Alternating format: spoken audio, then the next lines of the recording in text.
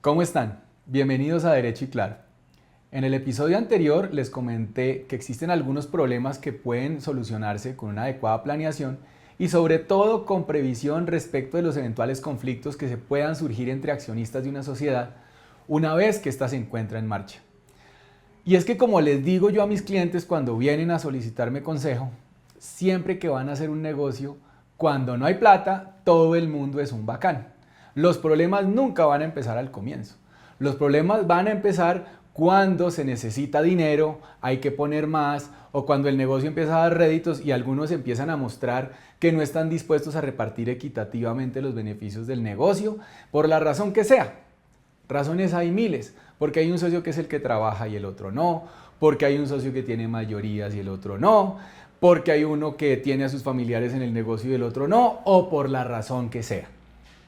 En ese tipo de casos, ¿qué he sugerido yo consistentemente? Hagan un acuerdo de actuación conjunta que defina de forma previa y en unos términos adecuados, ahora que todo es color de rosa y la situación no es tensa, cómo manejaríamos una situación en la que haya diferencias entre socios en caso de que hubiera un conflicto. En especial, y en estos casos, ¿qué hay que hacer? Prever cómo sería la desvinculación de los accionistas en caso de que sea su deseo salir de la compañía, si es que la misma está dando réditos y no quieren continuar en el negocio. Y es que esto a veces ocurre, esto pasa muchas veces. Hay inversionistas que ponen un dinero y quieren salir del negocio una vez consideran que el retorno de la inversión satisface sus intereses. Eso pasa todo el tiempo.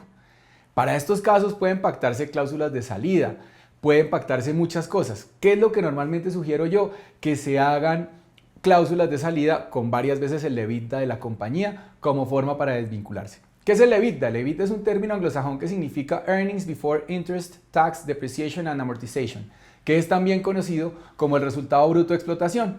Es el concepto de resultados antes de intereses, impuestos, depreciaciones y amortizaciones en una compañía. ¿Qué es lo que hace el EBITDA? Muestra el beneficio bruto de explotación antes de deducir gastos financieros y sirve a todos los expertos en información financiera para evaluar cuál es el comportamiento y la situación financiera real de una compañía. Ahí, viendo el EBITDA, usted sabe si es una compañía sana, si no lo es y cómo la están manejando. Generalmente se pueden deducir muchas cosas de ahí.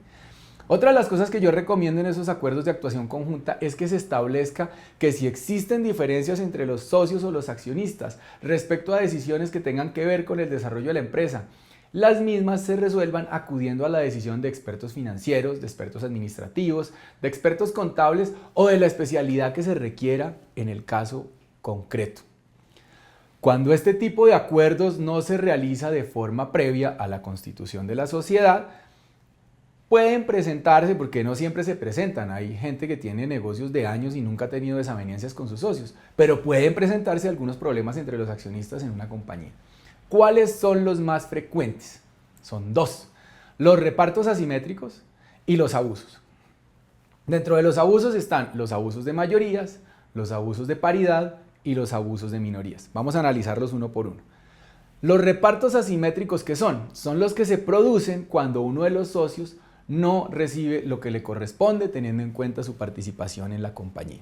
Normalmente esto se produce cuando el controlante de la sociedad, que es quien la administra o quien tiene una mayor participación, le arrebata al minoritario parte o todas sus ganancias.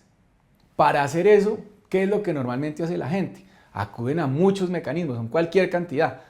Préstamos leoninos, es decir, préstamos gratuitos, contratos de servicios a la compañía a favor de empresas suyas o de terceros que no tienen ninguna justificación, métodos que le permitan generar gastos que repercutan en los resultados de la compañía para que al final de un periodo no se reporten ganancias y las ganancias hayan salido vía pagos de supuestos servicios para defraudar a uno de los accionistas. Hay otro mecanismo que es el de vincular familiares dentro de la compañía para que reciban dinero por el valor de las ganancias, o también cuando el controlante utiliza, como ya les dije, sociedades de su propiedad para realizar contratos y sobre esos contratos desviar los dineros que le corresponden a los accionistas por su legítima inversión.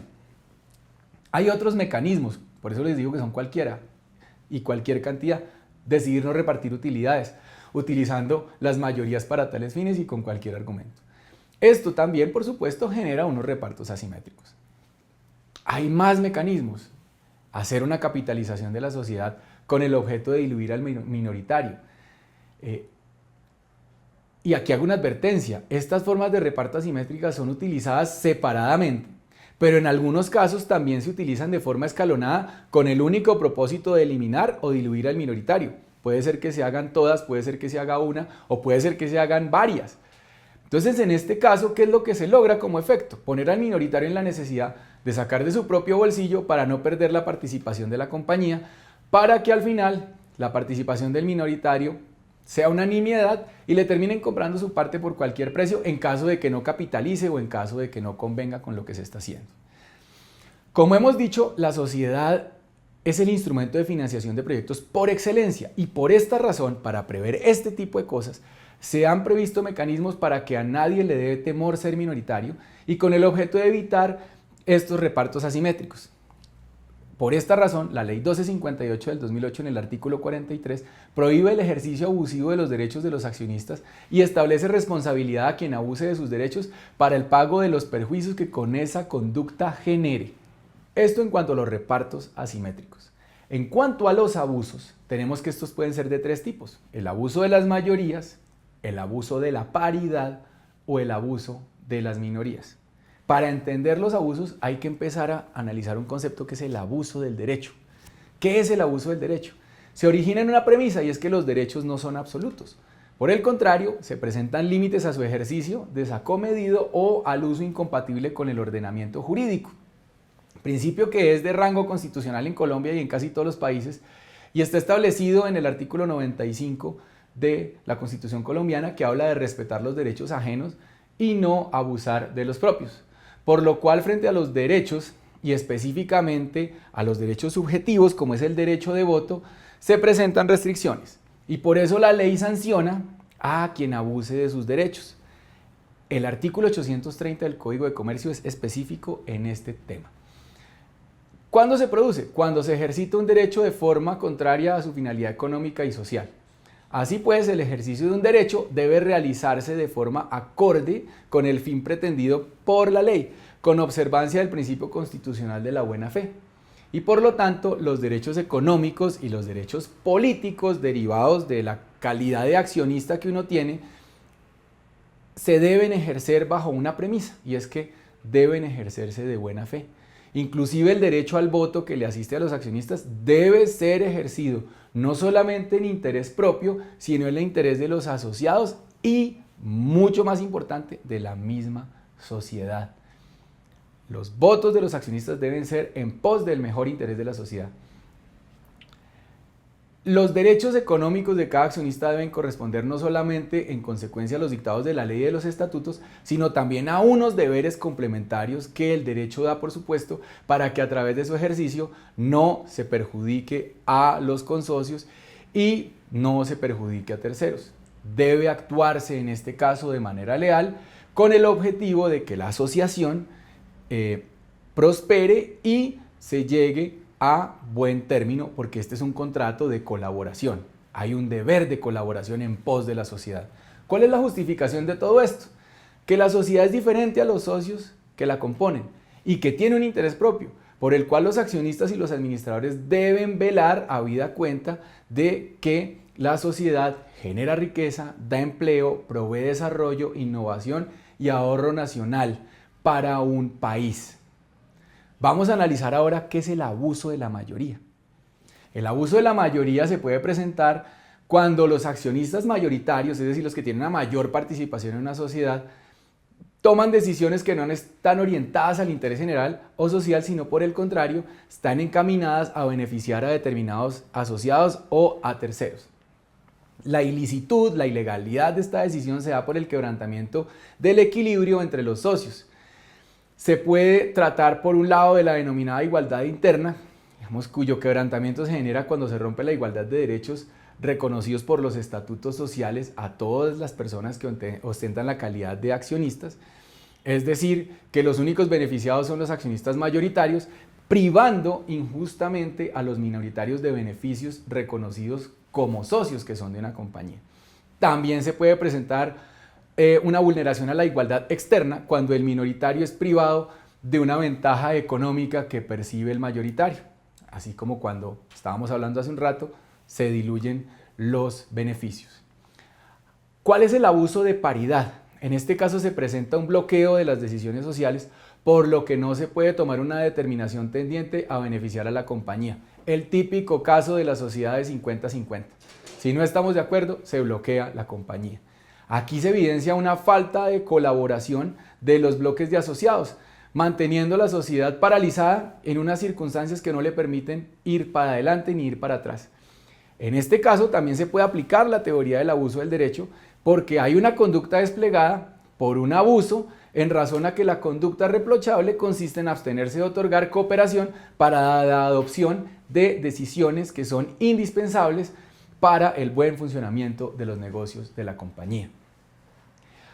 Por consiguiente, la teoría del abuso del derecho del voto se observa aquí cuando se obstruyen decisiones que van encaminadas al pleno ejercicio del ente societario, pero no se debe confundir nunca con las discrepancias que son legítimas y pasan todos los días entre los asociados, que dificultan, por supuesto, el ejercicio de la sociedad, siendo un derecho de todos a controvertir. Es decir, todos podemos tener diferencias en cuanto al desarrollo de un negocio y no todo es un abuso de paridad. ¿Cuál es el abuso de las minorías? Este se presenta para que se ejerce abusivamente un derecho al voto, no porque se tome una decisión, sino que se puede presentar que los asociados minoritarios ejerzan el voto con el fin de bloquear ciertas proposiciones en desmedro de la sociedad. ¿Con qué fin? Con el fin de beneficiarse en interés propio o de terceros, por lo cual esa oposición a una determinada decisión corporativa puede generar un efecto negativo para el buen funcionamiento de la compañía. En cuanto a los abusos de la minoría, puede suceder, que pasa todos los días, que injustificadamente un socio minoritario se niegue a aprobar, como les estaba comentando, decisiones básicas de supervivencia de la sociedad, sin un mayor sustento fáctico o jurídico, simplemente por el hecho de quererse atravesar en el desarrollo de una compañía. Es evidente que por virtud de, esta situación en la cual se necesita, por ejemplo, al minoritario para cualquier cosa y para cualquier decisión esencial, la negativa a aprobar implica en la práctica un veto a la operación que se ha proyectado. Y si esas decisiones no se toman, puede haber una afectación a la sociedad y se puede vulnerar los intereses de la compañía. Si esa negativa es injustificada, el socio minoritario debe indemnizar los perjuicios que sufran la sociedad o sus asociados al no poder realizar la operación que se está intentando realizar.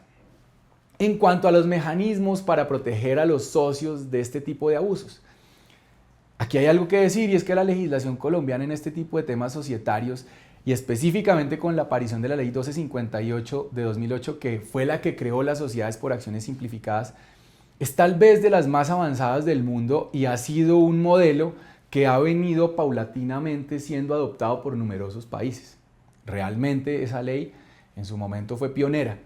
De la misma manera, se han creado mecanismos para proteger a los accionistas que de alguna forma son víctimas de estos abusos y además entidades especializadas para protegerlo.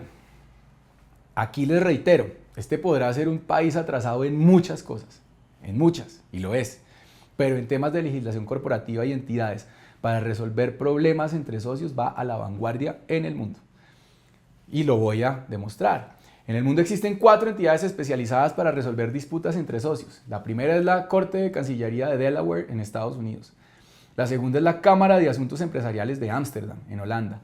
La tercera es la Corte Especializada de Tel Aviv en Israel. Y la cuarta es la Delegatura de Procedimientos Mercantiles de la Superintendencia de Sociedades de Colombia.